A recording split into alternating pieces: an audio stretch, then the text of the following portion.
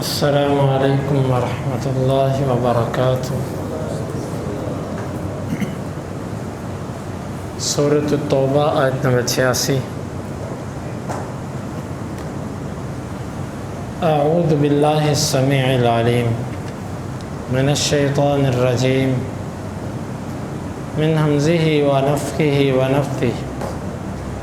وَإِذَا اور جب انزلت اتاری جاتی ہے سورۃن کوئی سورت ان کہ آمینو تم ایمان لاؤ باللہ اللہ کے ساتھ،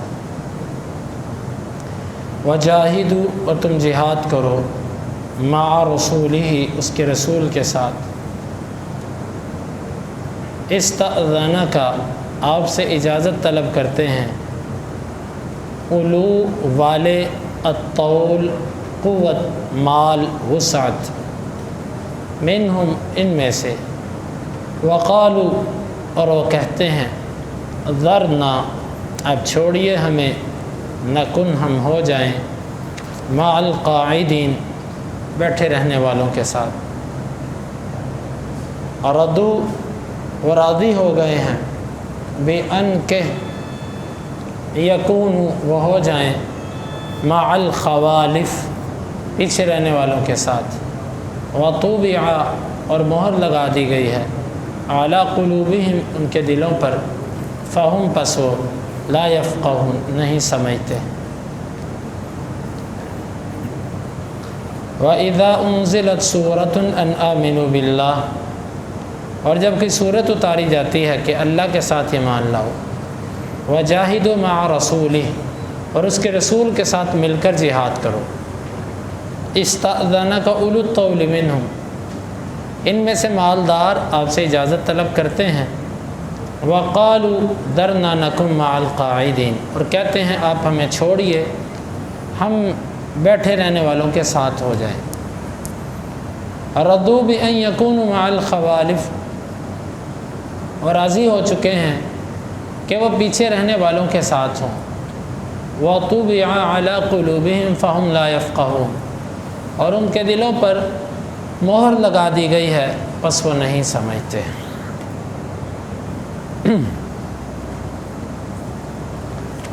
ان دو آیات میں اللہ تعالیٰ نے منافقین کی کیفیت کو بیان کیا کہ جب اللہ تعالیٰ کوئی صورت اتارتا ہے اس میں یہ ذکر ہوتا ہے کہ اللہ پر ایمان لاؤ اور اس کے رسول کے ساتھ مل کر کافروں سے جہاد کرو۔ ان میں سے جو وسعت والے ہیں، وسعت سے مراد جن کے پاس مال بھی ہے اور قوت بھی ہے، وہ بجائے اس کے کہ مسلمانوں کے ساتھ نکل کے کافروں کے خلاف جہاد کریں، وہ آ کر اللہ کے رسول سے اجازتیں طلب کرنے لگ پڑتے ہیں۔ کوئی کسی طرح کا بہانہ لگاتا ہے، کوئی کسی طرح کا، مقصد یہ ہے کہ ہمیں جہاد کے لیے نہ جانا پڑے۔ وقالوا ذرنا نکن مع القاعدین اور کہتے ہیں کہ ہمیں بیٹھے رہنے والوں کے ساتھ چھوڑ دو، یعنی عذر پیش کرتے ہیں تاکہ ہم بھی پیچھے رہ جائیں۔ تو اللہ رب العالمین نے فرمایا کہ یہ پیچھے رہنے والوں کے ساتھ راضی ہو چکے ہیں۔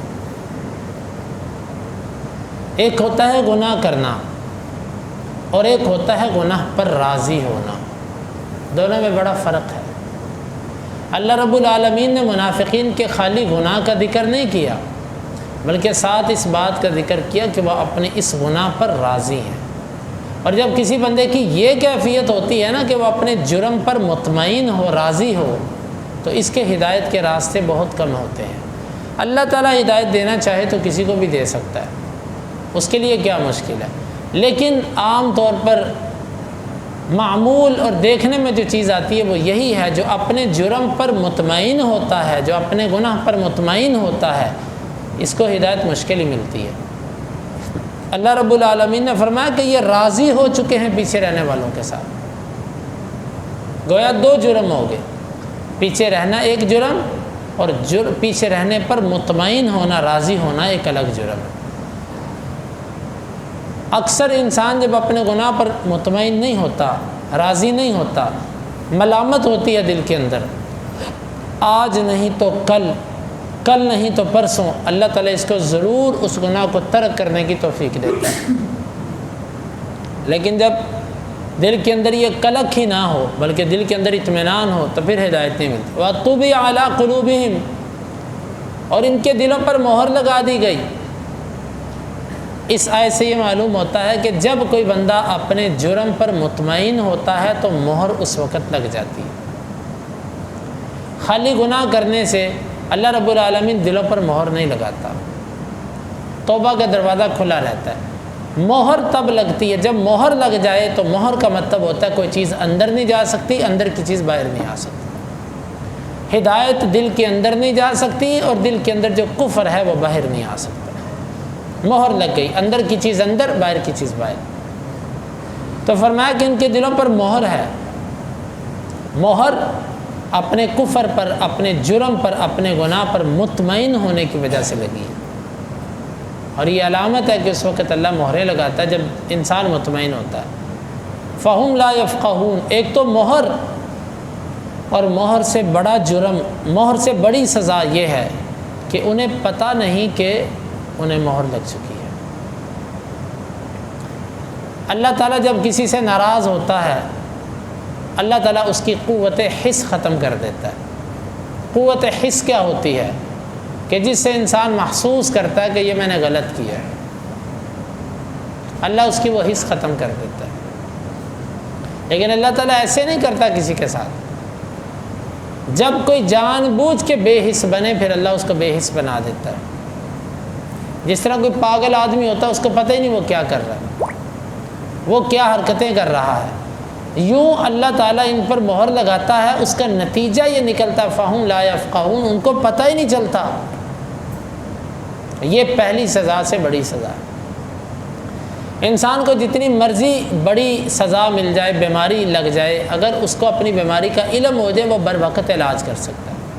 لیکن جب اس کو علم ہی نہ ہو کہ مجھے ہے کیا، اور پھر اس سے بڑھ کر کہ وہ ہو بیمار اور اپنے آپ کو تندرست سمجھے، ایسے بندے کو کبھی ہدایت نہیں ملتی۔ اللہ تعالیٰ نے مہر لگائی، اس مہر کا نتیجہ یہ نکلا کہ ان کو سمجھ ہی نہیں آ رہی کہ ہمارے دلوں پر مہر لگی ہوئی۔ بھائیو دوستو، یہ کبھی کبھار ہمارے ساتھ بھی ایسے ہوتا ہے۔ جزوی معاملات پر، اکا دکا معاملات پر ہمارے بھی دلوں پر بعض دفعہ مہر کی کیفیت ہوتی ہے کہ ہم بھی اس کو سمجھ نہیں رہے ہوتے کہ ہمارے ساتھ ہو کیا رہا ہے۔ نیکیوں کی توفیق نہ ملنا، خیر سے دور ہو جانا، نیکیوں کی طرف دل کی رغبت نہ ہونا، یہ ہمیں اس کا احساس نہیں ہوتا۔ احساس نہ ہونا بھی ایک سزا ہے۔ ایک تو اللہ نے نیکیوں سے دور کیا، دوسری سزا یہ دی کہ احساس ہی نہیں کہ میں نیکیوں سے دور ہوں۔ یہ بہت خطرناک سزا ہے۔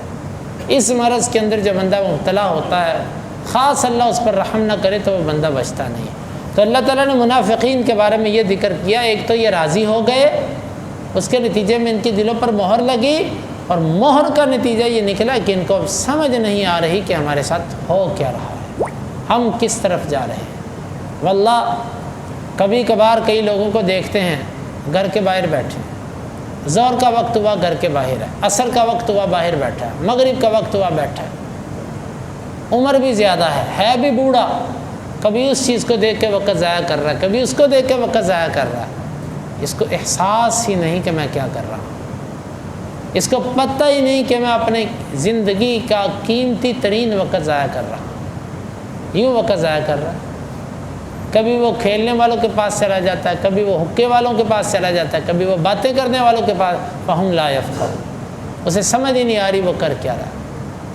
تو میرے بھائیوں، میرے دوستو، یہ آیات جہاں منافقین کے لیے ہیں، اس میں ہمارے لیے پہلو یہ ہے تربیت کا کہ ہم اپنا جائزہ لیں کہ ہم ان میں سے کسی بیماری میں مبتلا تو نہیں ہیں، اور یقیناً ہم جزوی طور پر ان چیزوں میں مبتلا ہیں۔